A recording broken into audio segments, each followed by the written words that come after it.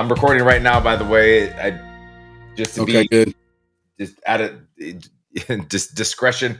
But I'll probably chop this down, so it's it is what it is. But yeah. So I wrote down a bunch of questions I wanted to ask you. So this might feel like an interview, but it's weird because like I'm not a journalist. I don't do this for a living, but like people want to know things about artists, right? So it's like um well, let's start here. Let's back this up. So first and foremost, everybody that watches this, make sure you go support my guy Cymple. Go like, go subscribe, please.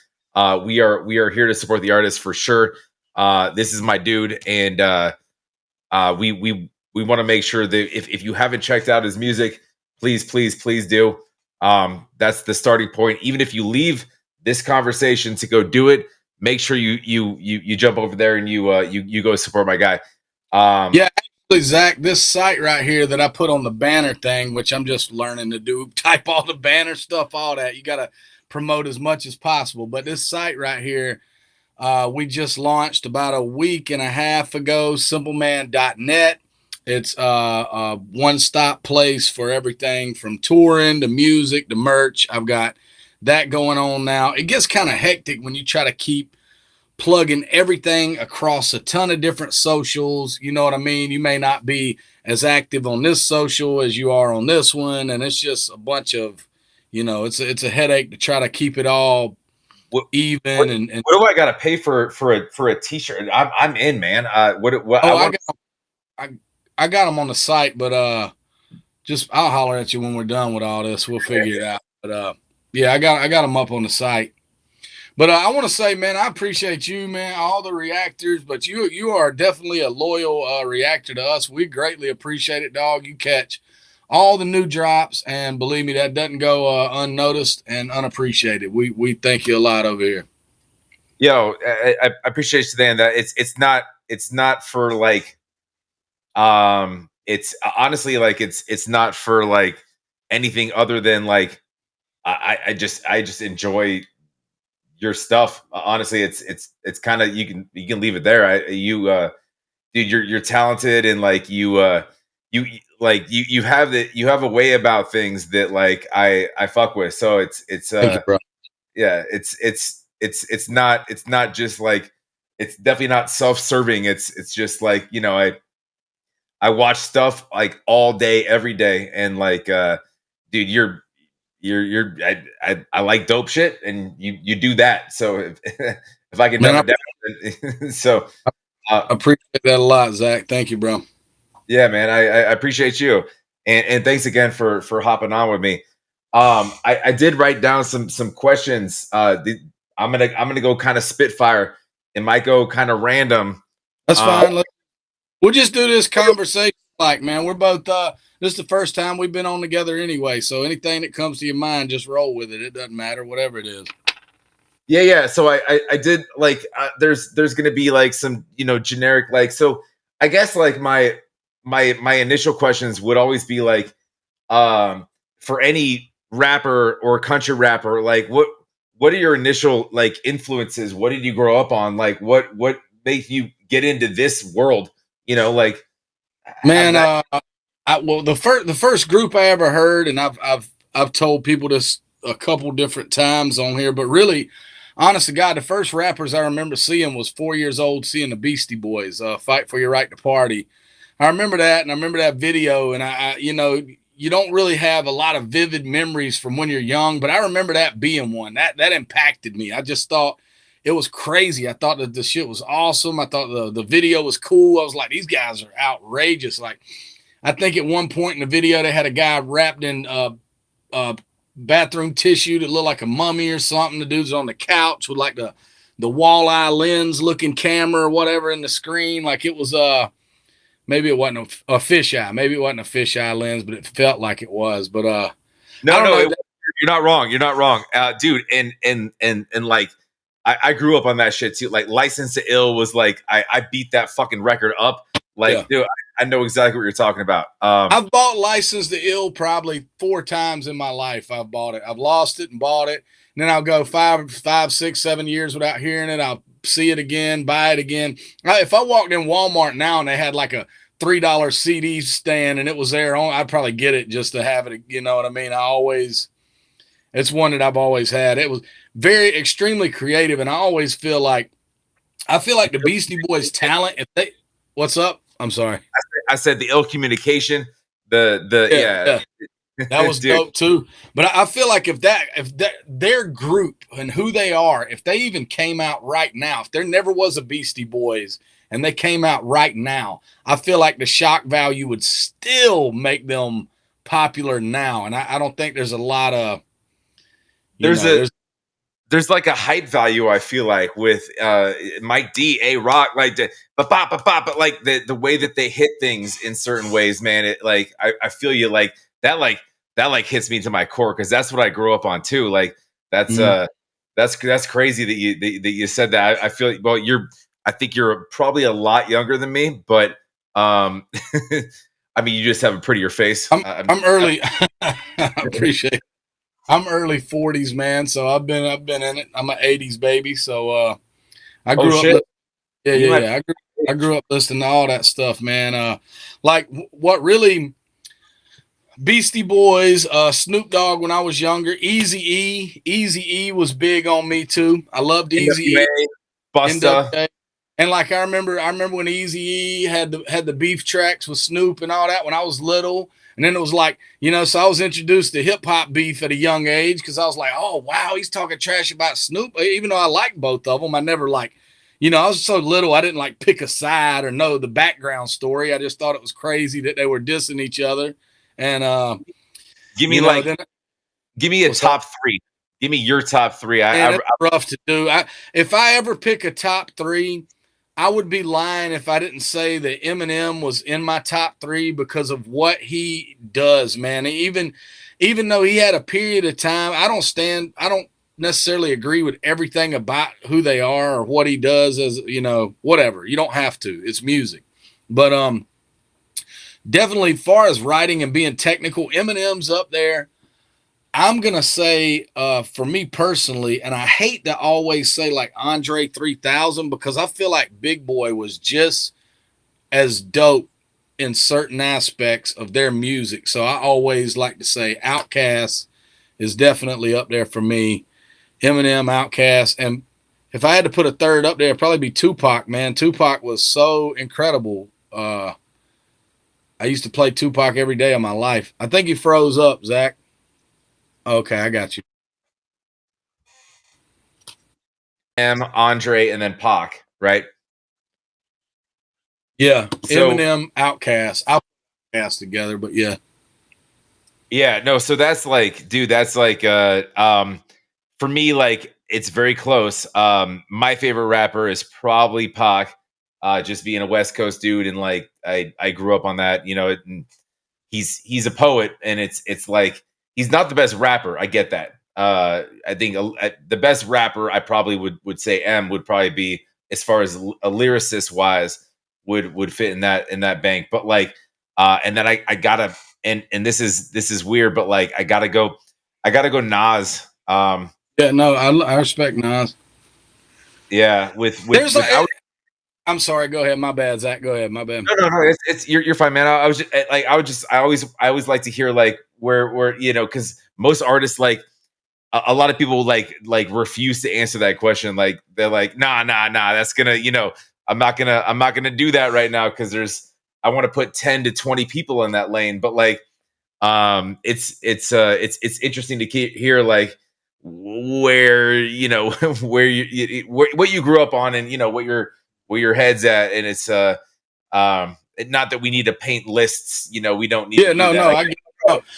Because I listened to so much, man. I really was. Everybody uses the cliche, I'm a student of the game or whatever, but I really feel like there's only a select amount of people that really, really, really, really just sank themselves into this and like had like the Redman, Method Man influences, the UGKs, the 8 Ball and MJG, the all the New York rappers up there, Nas, Jay-Z, Big Pun, Big L, all these guys. Like it was like if I found someone I liked, then I sunk into their catalog. You know what I mean?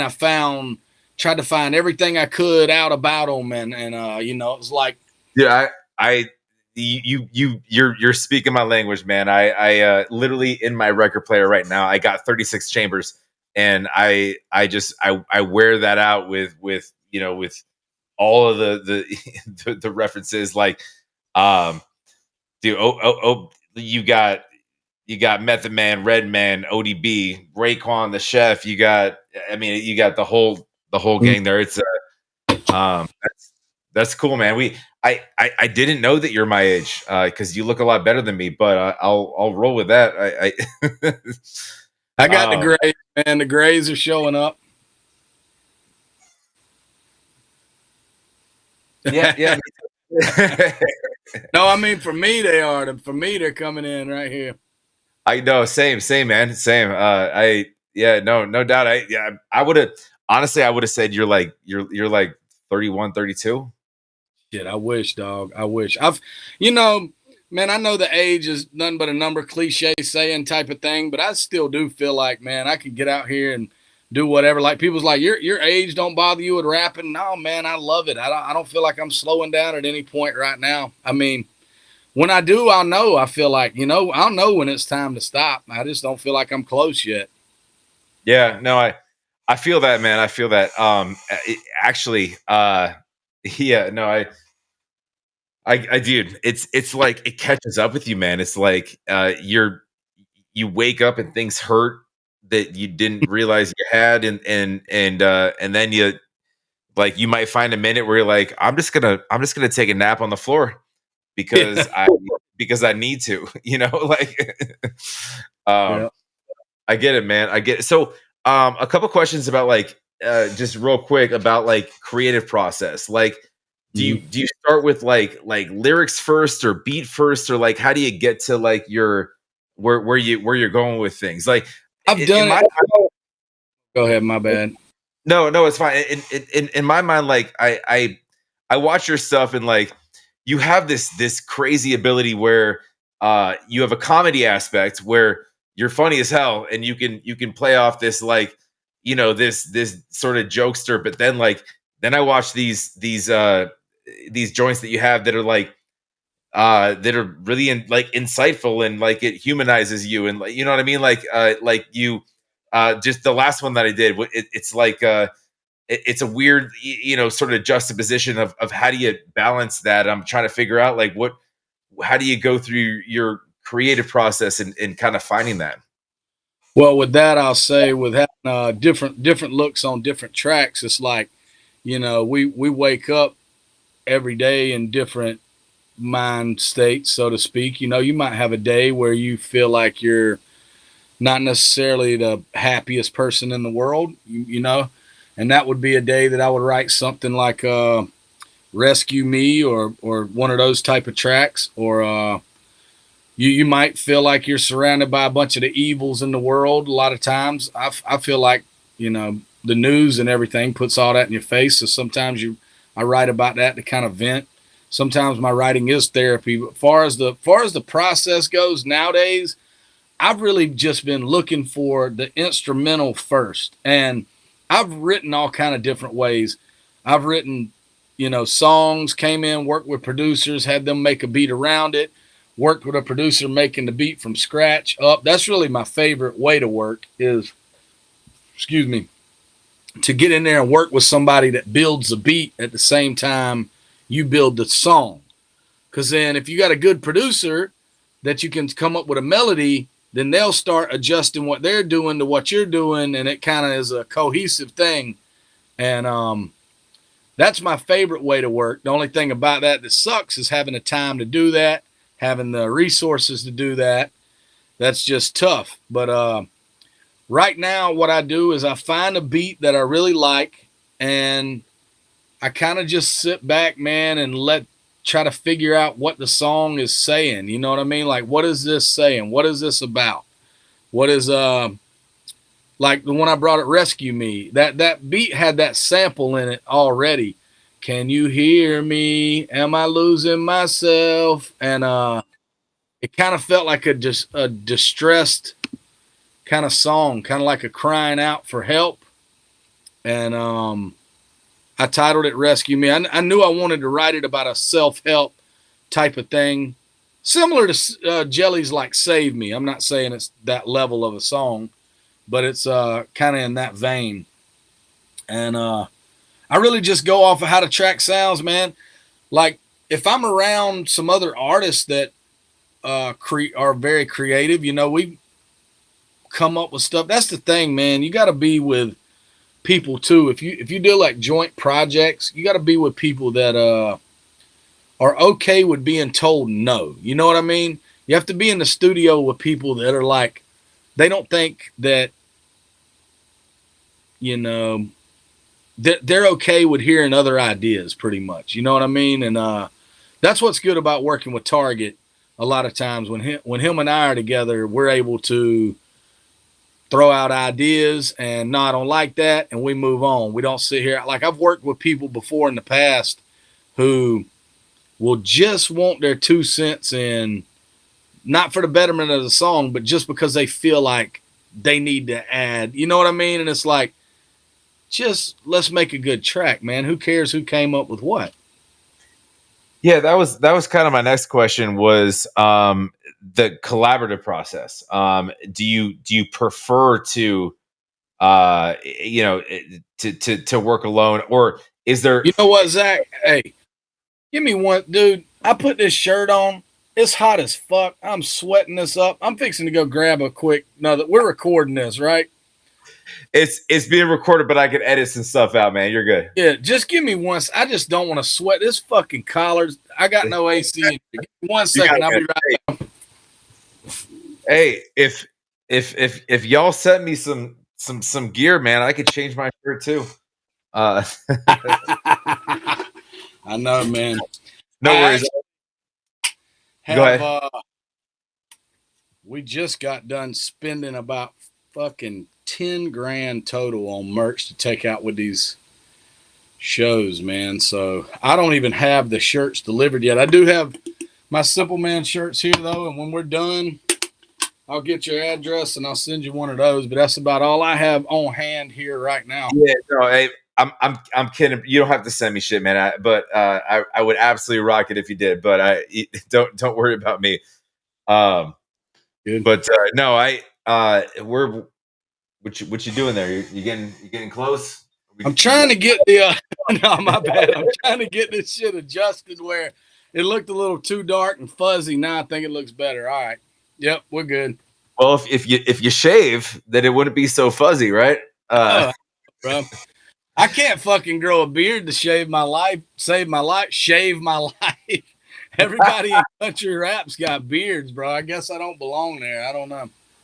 Well, speaking of the gray you're talking about, man, I got you. I I understand.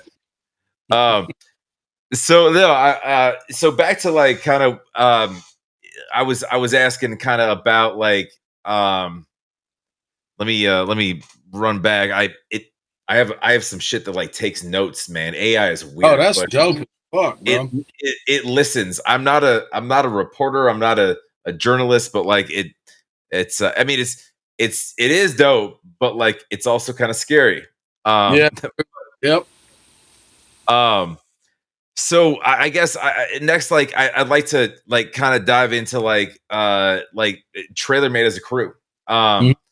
Like how'd you link up? Like what's that kind of vibe like? Like who in the crew like pushes you and inspires you? Like obviously I've at least done a decent amount of your guys' stuff to kind of get a little bit. I haven't done it all. I know that I'd like to, but how that dynamic works out, if that makes sense. Like we all try to push each other. Me, Target, and Breadwin have worked together for a long time. Before Traylormade was a thing, we were working together. We were doing shows and touring Target and Target and me were signed to Dirt Rock, a record label of the Lax, for a little while there. And I met Target through, we had a mutual friend named Wes Nile, who's a producer. I was in a group with Wes, and Wes had told me for like, a year and a half now, you got to meet Hard Target. You got to meet Hard Target. I got to get you two together. And we met and we fell in love. we met, for real though. I mean, it was easy. Working with him's been like the easiest thing in the world, dude. He's a very creative, awesome mother effer, and it's just easy to make music with him, dude. We get in there and we just both really enjoy it, and we like to push each other on tracks to try to write the best stuff we can. Matter of fact, he messaged me today and sent me a link of a reaction channel that said that his verse was better than mine on the one we dropped with SMG Jimmy Gravestone. So we always try to throw jabs at each other and be competitive. Rap's a sport, man. It is. Rap's a sport too. No matter who you're on the track with, you're trying to shine all the time. If you're not, you don't need to rap. You know what I mean? But I've known. My bad. Go ahead. Yeah, no, I was like, it's interesting. Like, it almost seems like for me, like, y'all seem like you were boys for like you guys are like best friends. Like, I would assume you grew up together and like we've known each other for over 10 years now. We've been through highs and lows together. I mean, we've done stuff to where we got in certain situations or recorded certain songs or had certain videos or projects roll out to where, we thought this was it. We're like, our hard work is paying off. That's the crazy thing about this whole music journey, man, whether you're working with somebody or not. When you stick with this stuff and you start making connections, you always feel like the breakthrough or the getting the, I don't know what you want to say, getting the door to open is right around the corner. That's the crazy part. I think you keep somewhat chasing that feeling of it's all about to line up. This is about to be it. I've had times in my life where I was emailing back and forth with A&Rs at Sony Records and was it Sony or was it it was Goliath Entertainment, which is a branch of Interscope, I think. So back 15. That's kind of a good question too. I'm sorry, I didn't mean to interrupt you. Yeah, no, the label aspect. Where like how that works out, like I know that, like, I obviously doing what I do, like you see things, you hear things and whatever, but like as far as like choices made as an artist.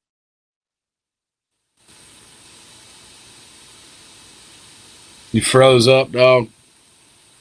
Right?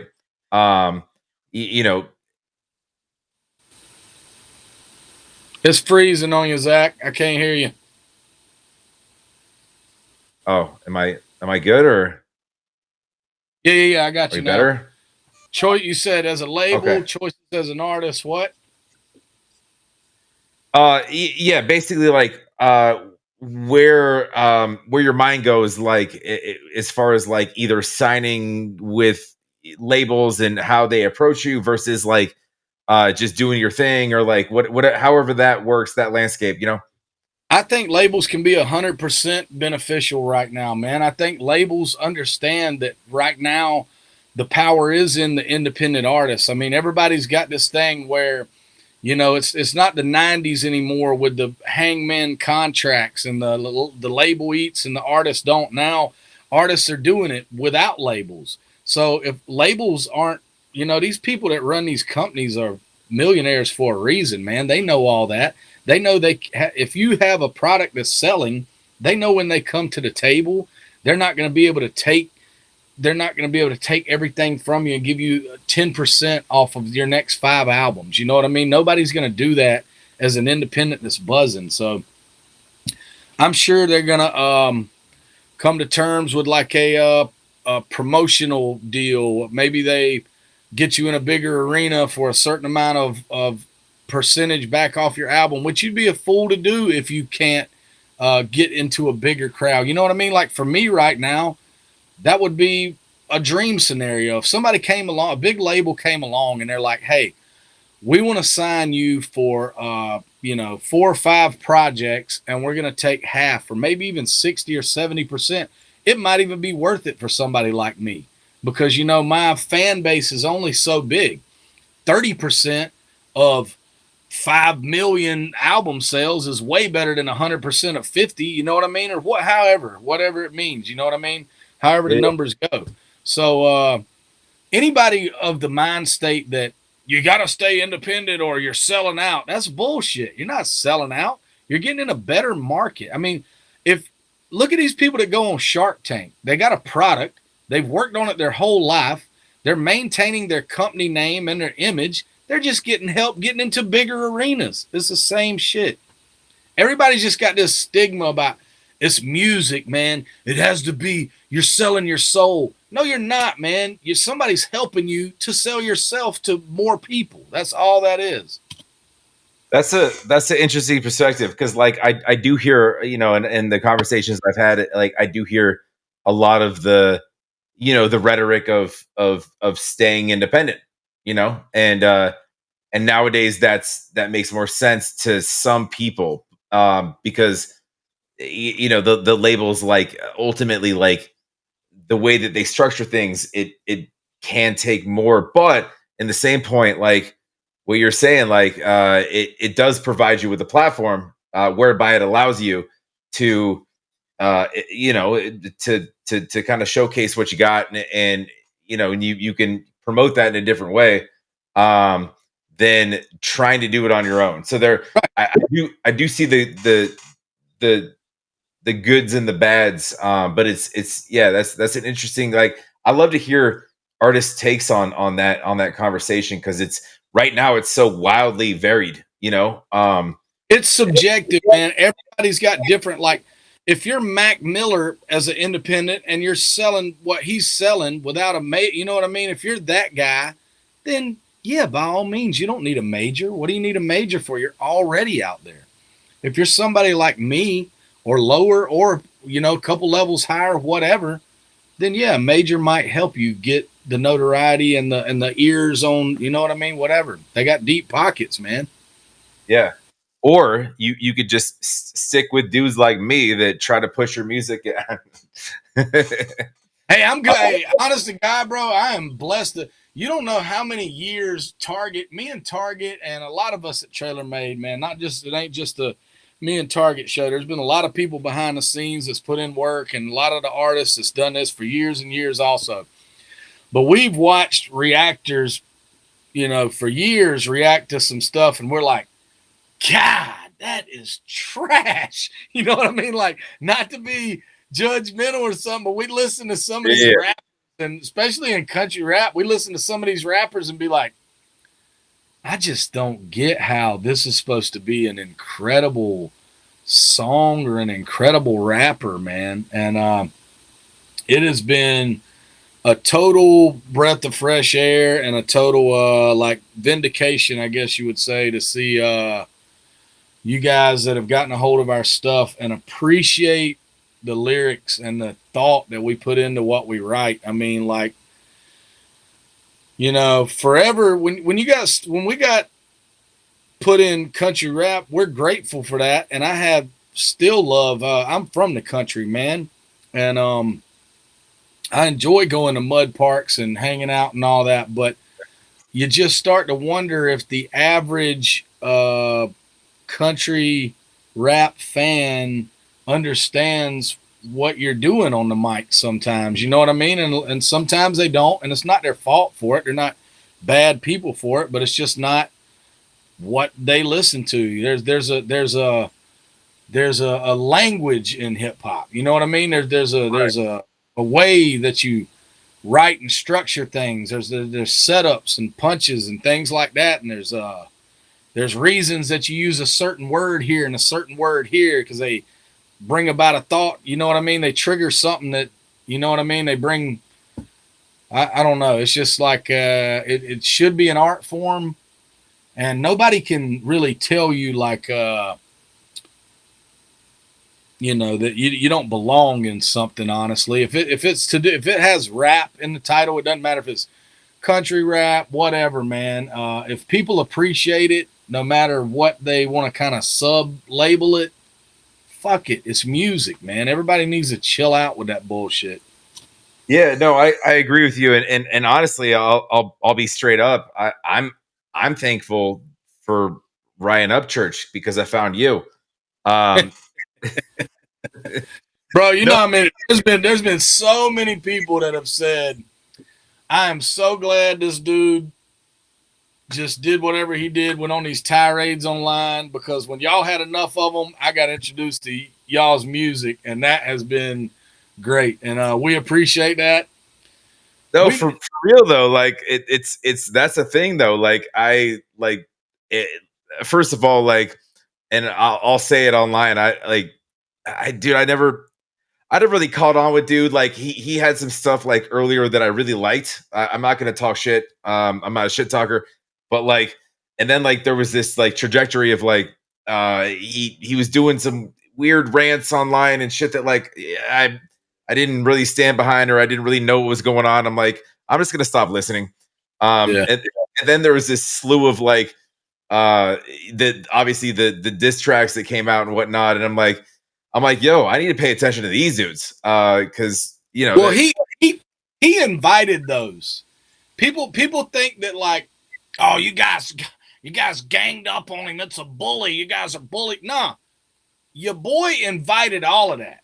He Yeah, said all of that. He started hating on stuff that had zero to do with him. Nobody wished any bad on him. Nobody gave a shit if he just shut the hell up. But he yeah. kept talking about people, and he kept talking about people, and he kept And saying, those tracks he put out, by the way, I'm sorry to interrupt you, were kind of trash. yeah, Like his diss tracks were not. They I didn't even know he was riding a damn horse in the middle of the living room, and I don't really know what he was doing, but like it didn't make. And nobody knows. Nobody knows, he Zach. was Nobody rapping knows. off beat, and like I was like, dude, I don't even. I want to say something nice, but like I can't.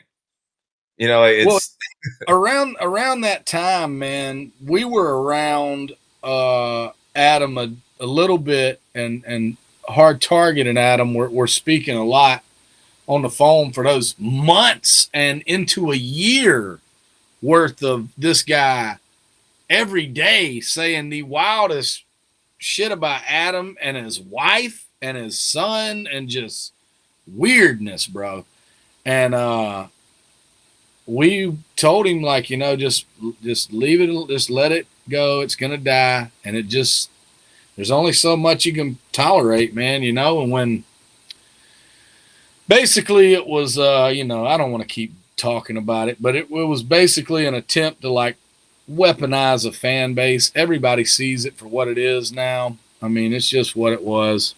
yeah. No, I'm not trying to make you know speak on something you don't really want to. It just like, but that was that was kind of an explosion of sort of uh, a lot of things going on online and like people noticing things. So like it was interesting, and like eh, like I don't know. I'm a rap fan, so I was just trying to like watch things like objectively, and I'm like like try to figure out like what's happening here, and I'm like, but yeah, we don't need to spend time on that. Give me like a aside from music aside. So let me know what's daily life look like what's a normal day for you. I'll tell you what's been happening right now, man. In the past year and a half, like before the diss tracks went on, where we got the people, you know, recognizing us or what, or appreciating us. I'll say that. Last year, I dropped four, maybe five. I think it was four projects, two albums, two EPs, numerous videos. Then went into this year. Excuse me. Dropped a album at the beginning of the year. Videos for that. Then me and Target dropped an EP, shot six videos for that. Now I've finished up another EP. We are working on another EP with Dusty Lee. I did songs with Big Murph, SMG Jimmy. I have been working my butt off with music for the past year and a half. I've really hit the gas on this. And I'm telling you this because I'm building to this point. The past couple months, I have been burnt out on it, bro. I honestly have. I've been offline for a minute. I've still been recording. Everything's fine. But I'm telling you, and you already know this, but juggling a full-time job, being a dad, and doing music and everything that comes along with it, because social media promotion on there alone is a full-time job. If you do it, if you're constantly getting on here like these lives on YouTube and everything, you are taking time, a lot of time, really, to do it the right way. Making shorts, posting reels, rewrapping your verses in different locations, sharing them, TikToking them, whatever, putting them up. Dude, you sound like me, man. You're saying you're tired. Yeah, well, I'm okay. I'll get it. Like, I'm steady working, but I got bogged down for about the last 2 months, man. I didn't do too much on social media besides repost stuff and all that, because here's what I'm having to do. I have a full-time job. Adam, thank God, man. Adam Calhoun has been a blessing for me personally. I'll just talk about myself. To help us get in bigger arenas, he is steady putting out things with us involved. We did the Insane video. He's down there in Florida shooting with Traylormade and Breadwin, and he's pushing us. He's talking about us on lives. He's going on interviews and saying, these dudes are dope. Everybody needs, all that stuff is helping, man. We greatly appreciate that. And now I have the opportunity to hit the road with him on the war tour. That's going to take over 6.5 weeks of me being gone. That's cool. But also, I don't want to lose my job right now either. You know what I mean? I've worked hard at this job. I've had the same job for 16 years. And I take my job seriously. It's provided a lot for me and my family. And so what I'm having to do now with all music and everything on top is work overtime and take that time as comp time so I can save up enough leave so I can get on the road and use all these hours, you know what I mean, as paid time off. So that has been an extra. Matter of fact, I'm getting up at 4 a.m. tomorrow to go into work, to work 12 hours, and I won't get a dime for it, but I'll be able to use that as leave for me to do shows with. So, yeah, my guy, that's I'm sorry, I didn't mean to cut you off. Go ahead. Good. Yeah, no, so yeah, that's cool to hear, like, that kind of interconnection. And I had a conversation with AC months ago, and that's online too, and that's my guy. And yeah, it's cool to hear,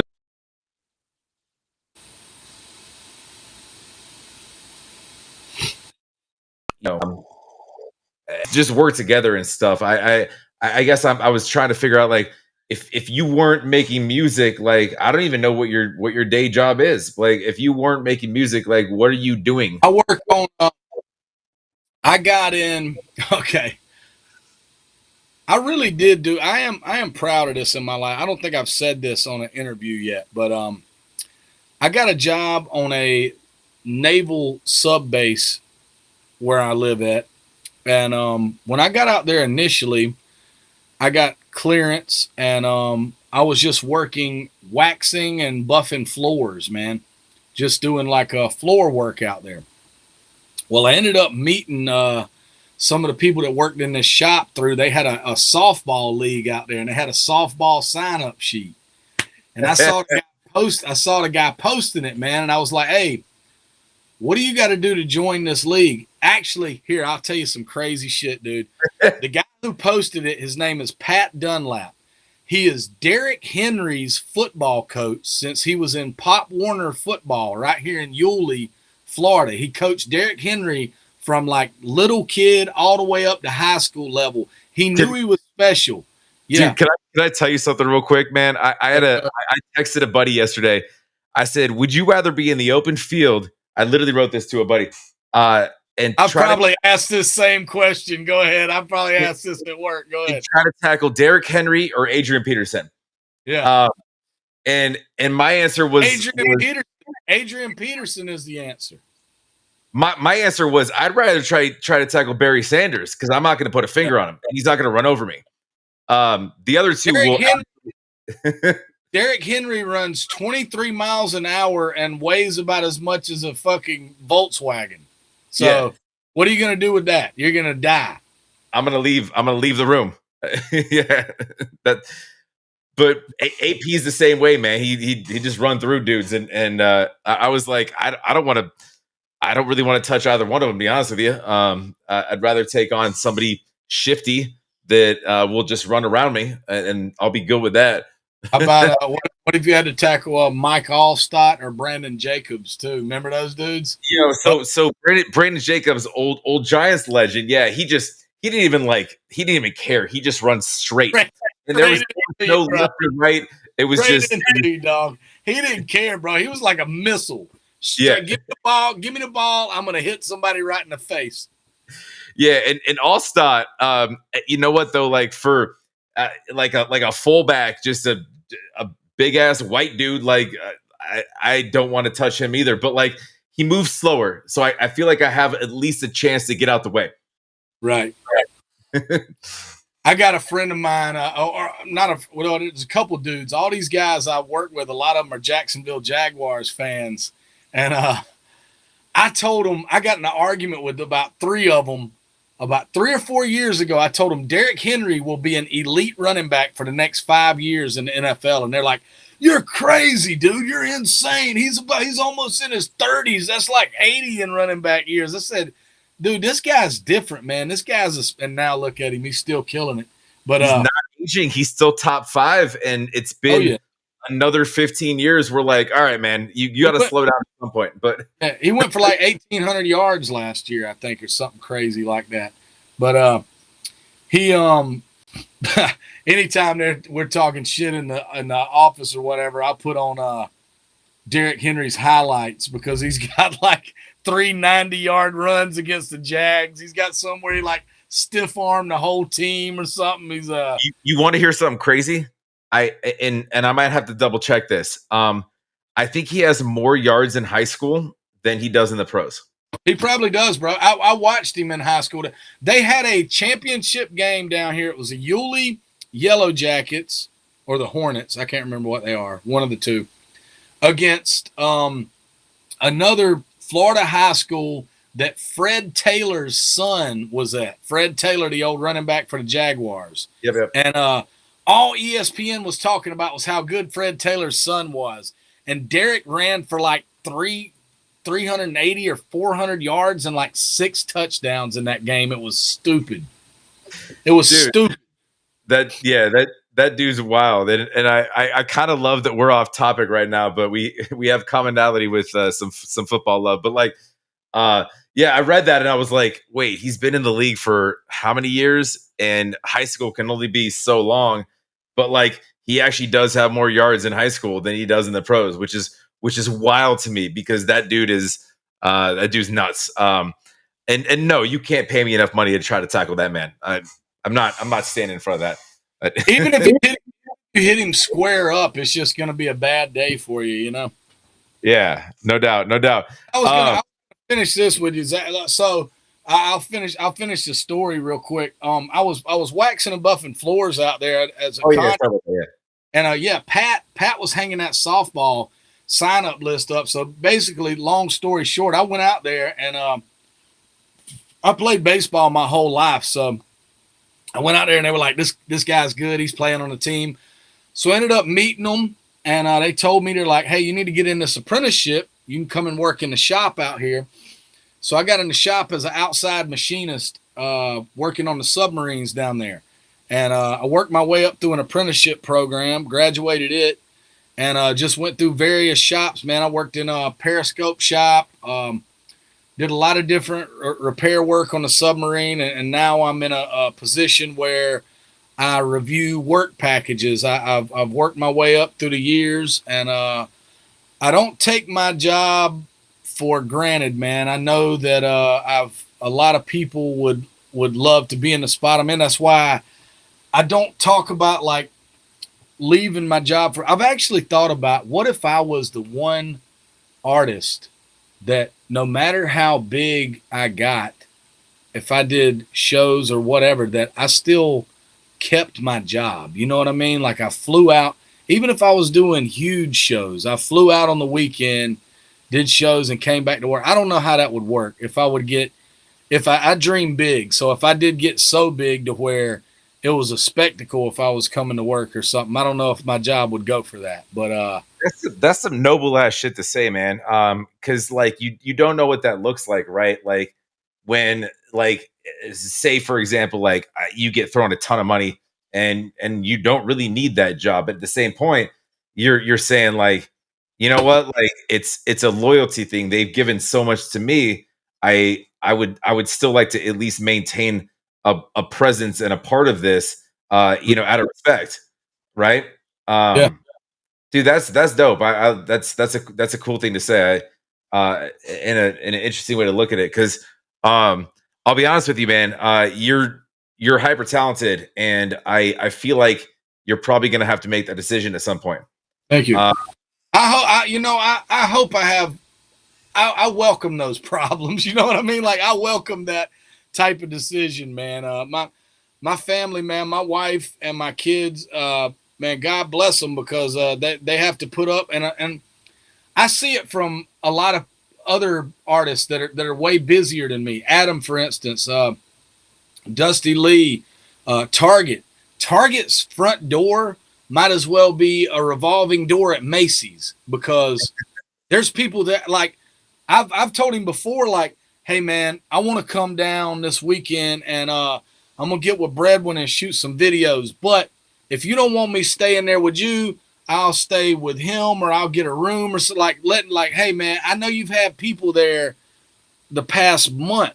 You know what I mean? Like he never gets a break. Adam is constantly going. Dusty, these guys are constantly going, and my family puts up with me working full time and coming in and doing as much as I can to get things done. But I also refuse to not be a part of my kid. To you know what I mean? Like I want to be involved in my kid's life, man. So I'm gonna make time for them.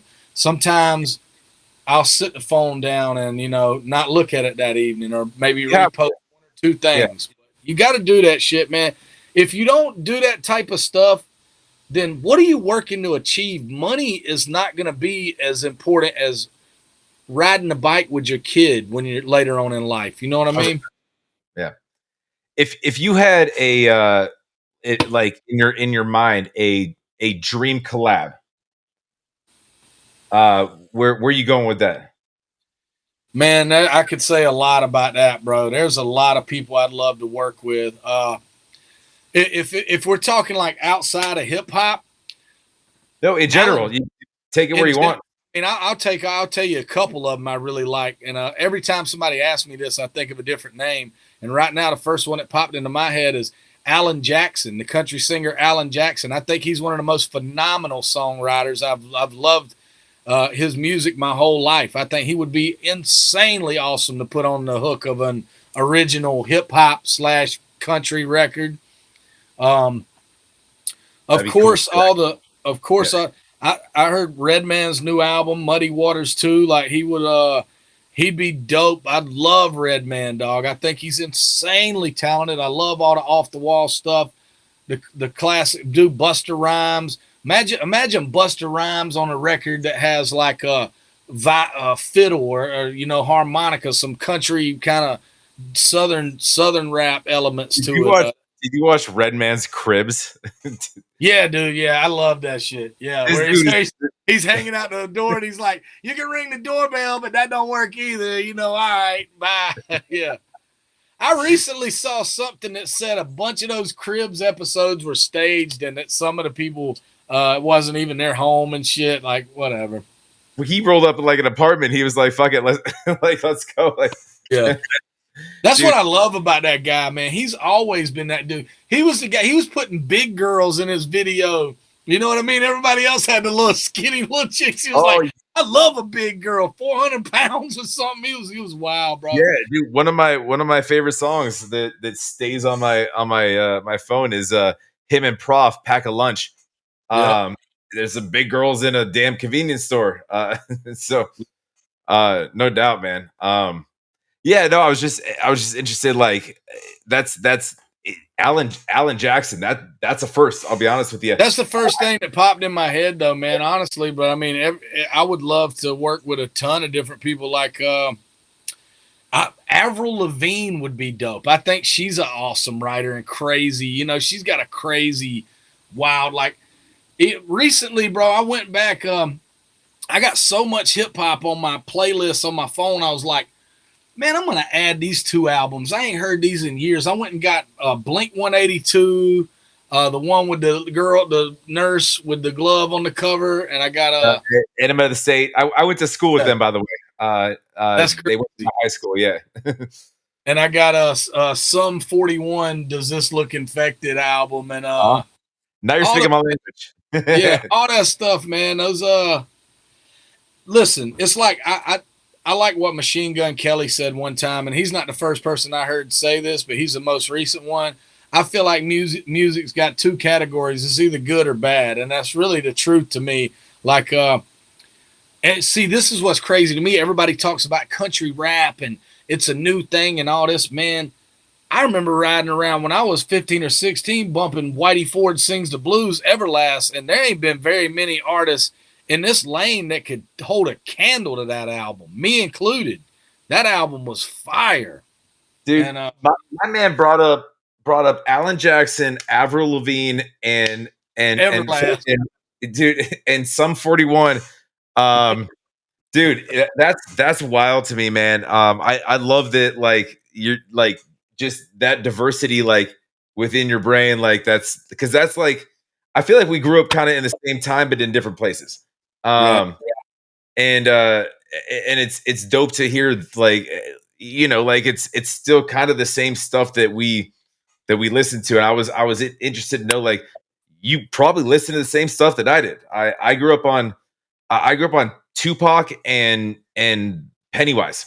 Yep. So I mean, and yeah, a bunch of country too. But I'll tell you what, I don't realize. I still don't think people understand how big Tupac was, and I don't know why. I really don't understand why. But growing up down here, and I grew up in South Georgia, Tupac was huge down here when I was growing up. I don't know what, he's a West Coast artist, but I think it was just the attitude and everything resonated. And Tupac was it wasn't just black dudes listening to Tupac. You have the most country Southern folks that love Tupac, man. They just, something about him appealed to people that were just tired of being held down by whatever it may be.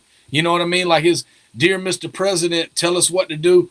I mean, there's all kind of stuff you can relate to that. The Dear Mama tracks. People, he found a way just to hit people, that transcends like being just on the West Coast and being just this type of person, Yeah, I mean, songs like Changes were, I mean, it's iconic, and it speaks to something above that level. And then you have diss tracks like Hit 'Em Up, where it's just like, he Right. said what? Yeah. Everybody, dog, when Hit 'Em Up, man, everybody had that shit. Everybody I knew was like, and see, I'll tell you what was crazy too.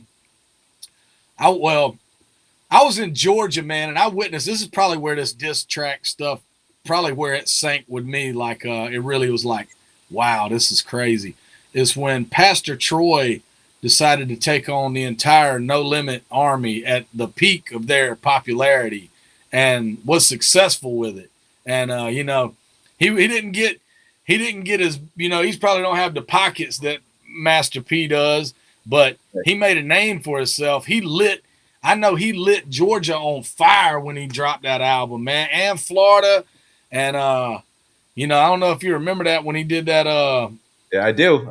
he did that fake phone call, No Limit Studios, P ain't here. Well, what's up? Telling Pastor Troy and them down. And that album was recorded.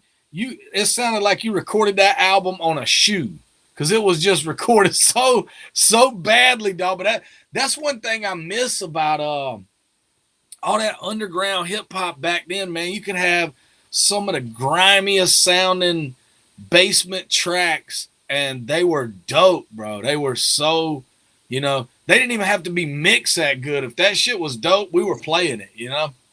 Yeah, dude. No, we're from the same era apparently, but all right. So I know you got stuff to do and family to take care of. Give me. I got two questions left for you. One is you pick out a song that you might think of yours that's underrated, and I'll do a reaction to it tonight. Um, and then secondly, let the people know what you got coming up and what we got to pay attention for.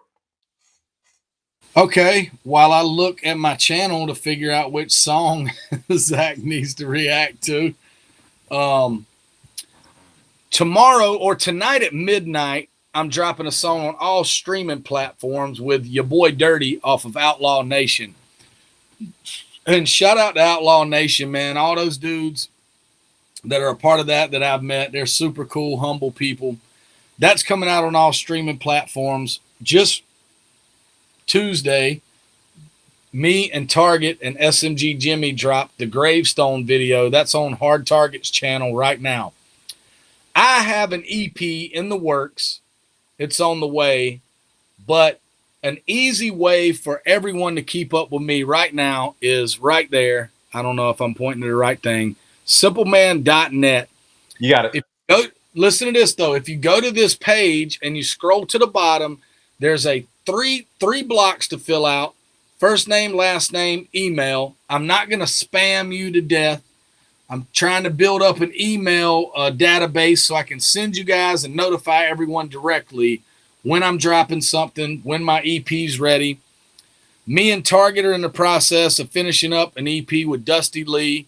We've got about 3 songs done. We're going to get 2 or 3 more and some videos done so we can release that while we're out on the war tour with Adam Calhoun.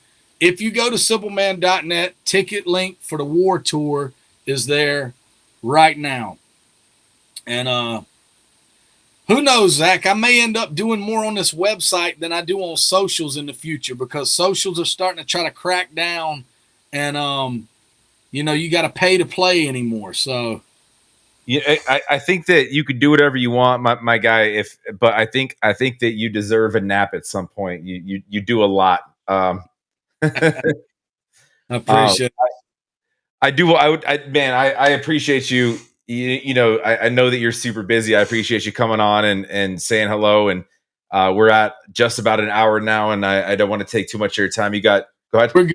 I'll say this video right here then for the most underrated one. All right, it wasn't shot. It's not the fanciest video, but I didn't make it to be a fancy video. I wanted the words to stand out more. It's called Best I Can, and that kind of sums up. You know, we're talking about the background of things, what I've been through, and how I got here, and what I'm doing in life.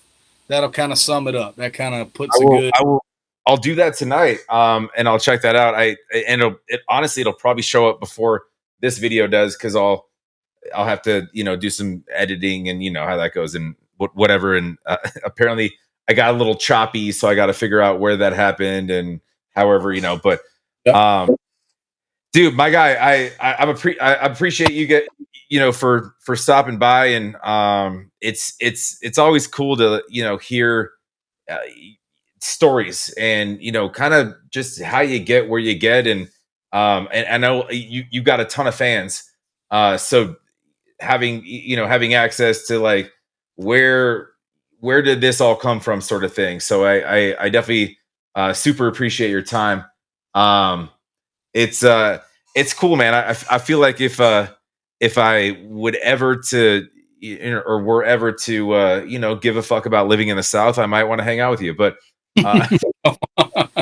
come on, man. Like that, we gotta, south, north, east, west, whatever it may be, man. People are people at the end of the day, and we gotta just get back to being people. I Everybody was, wants. I was joking, man. I Oh, got nothing. I live in where Arizona. where do you live? Oh, you're in Arizona. 119 out. I don't want to be here either. Yeah. Oh, yeah. Yeah, man, it's tough here too. We all have different, whatever. It's Are you I close to any of our stops on the war tour or not? probably because I live in Phoenix, so I would assume that you would come through Phoenix. Yeah, I have to look and see, man. You got to come out if we're close by, though. not a whole. I absolutely will. But there's not a whole lot of other places unless you're going through like Tucson or up north. I would think that Phoenix would probably be a major stop if you are going through Arizona. But yeah, man, we'll talk for sure. I absolutely would want to link up. So Okay. Check it out. We'll figure it out. yeah, man. Well, hey, thanks again for your time. And dude, have fun. And I obviously I wish you the best, man. I think you're crazy talented. I think you watch my reactions, and you got more ahead of you than you do behind you. So I'm excited to see what's next.